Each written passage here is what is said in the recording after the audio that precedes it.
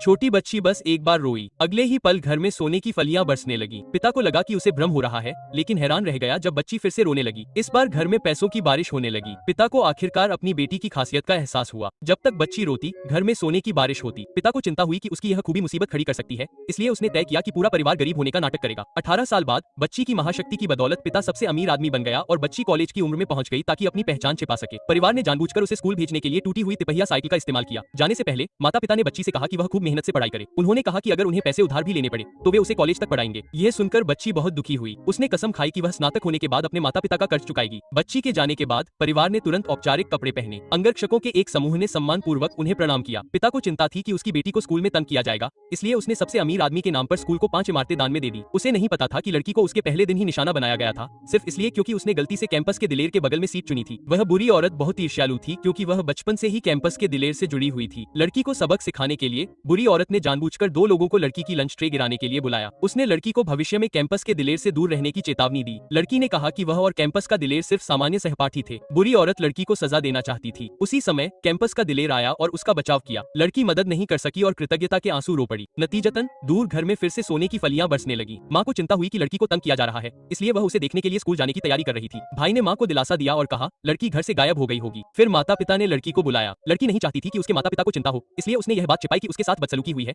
लेकिन वह बुरी औरत उसे जाने नहीं देना चाहती थी। उस दोपहर वह अपने साथियों को लड़की के छात्रावास में ले आई। उन्होंने लड़की पर लाठियों से हमला किया। उसी समय सबसे अमीर आदमी के घर पर अचानक सोने की फलियां बरसने लगी। तभी परिवार को एहसास हुआ कि कुछ गड़बड़ है। 10 साल से भी ज्यादा समय में घर में एक साथ इतनी सारी सोने की फलियां कभी नहीं गिरी थी। माँ तुरंत अपने लोगों के साथ स्कूल पहुंची और सोने की फलियां बड़ी और बड़ी होती जा रही थी। पिता जानता था कि उसकी बेटी के साथ बहुत अन्याय हुआ होगा। उसी समय प्रिंसिपल लड़की के छात्रावास में पहुंचे, लेकिन बुरी औरत की बात सुनकर उन्होंने तुरंत लड़की को माफी मांगने का आदेश दिया, क्योंकि बुरी औरत का परिवार सबसे अमीर आदमी का सहयोग करने वाला था। इसके बाद प्रिंसिपल ने लड़की के माता पिता को बुलाने की तैयारी की। लड़की नहीं चाहती थी कि उसके परिवार को चिंता हो। वह घुटनों के बल बैठकर माफी मांगने वाली थी। तभी उनके परिवार के सबसे अमीर आदमी ने दरवाजा धक्का देकर खोला और चिल्लाया, किसी को भी मेरे घर में धौंस जमाने की